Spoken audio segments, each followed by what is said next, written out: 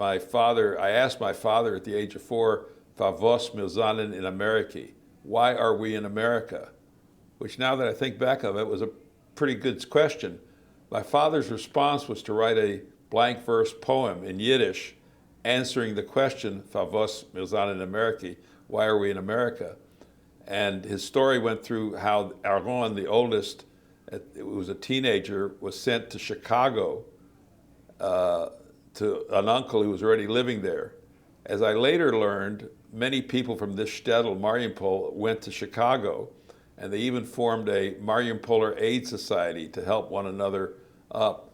Well, Aaron became Harry, and he married a woman named Sarah, and her father, Nathan, went to a doctor and said, the doctor says, "I have bad news for you. You've got asthma, and you need to go to a hot, dry climate."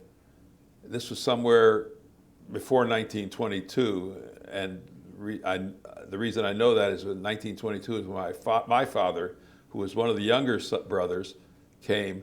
So Harry moved, Nathan, the father-in-law, moved to Texas because it meets the hot, dry climate. It certainly meets the hot climate, and parts of Texas are very dry. San Antonio was dry. Houston and some of the coast places are very humid.